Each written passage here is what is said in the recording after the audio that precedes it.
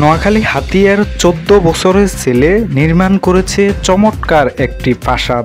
আমি মানুষে ওয়াল করে ঘর বানাইছে, সেটা আমি দেখি যে আমি নিজে ভাবছিলাম যে আমি একটা ঘর বানাইমু। হাতিয়ার প্রতিভাবান এই ছেলের নাম শান্ত। নিজের নামে সে বানিয়েছে খুব সুন্দর একটা ভবন, শান্ত হাউস। সবাই আয় দেখে, সবাই বলো এত সুন্দর করে কিভাবে ঘরটা বানাইছো।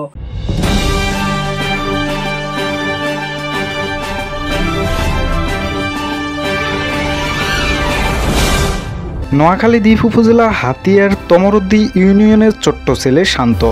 বয়স 14 বছর হলেও নিজের প্রতিভা দিয়ে সে নির্মাণ করেছে সৃজনশীল এক ভবন, যার নাম রেখেছে শান্ত হাউস।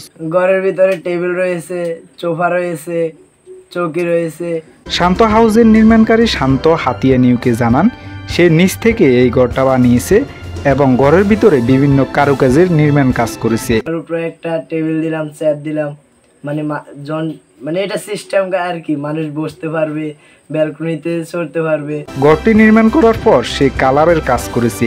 নির্মাণে একটু একটু করে প্রায় 4 দিন সময় লেগেছে। যেখানে বিল্ডিং বানাতে মাপ কাঠামোতে ইঞ্জিনিয়ারের প্রয়োজন হয়, সেখানে শান্ত নিজেই বানিয়ে ফেলছে কয়েক তলার এই ঘর। আমি মানুষে ওয়াল করে ঘর বানাইছে, সেটা আমি দেখি যে আমি নিজে ভাবছিলাম যে আমি একটা ঘর বানাইমু। ঘরটি দেখে এলাকায় প্রশংসায় বাড়ছে হাতিয়া তমরদ্দি ইউনিয়নের বেজুগালিয়া 8 নং ওয়ার্ডের শান্ত। জি, আমি বানাইতেছি, সবাই আয় দেখে, সবাই বলো এত সুন্দর করে কিভাবে ঘরটা বানাইছো। আমি সবাইকে বলি যে এমনি এমনি বলছিলাম প্রথম দিন, তারপর সবাই বলে আমাদেরকে একটা বানাই দিতে পারবে নাকি। শান্ত আগামীতে একটি লঞ্চ বানানোর পরিকল্পনা করছে। সামনে আমার পরিকল্পনা হয়েছে আমি একটা ফন্স দিয়ে বড় লঞ্চ বানামু, তারপর সবাইকে দেখামু। এইটাই আমার পরিকল্পনা। আমি এটার কাজ অলরেডি শুরু করবো 2-1 দিনের মাধ্যমে।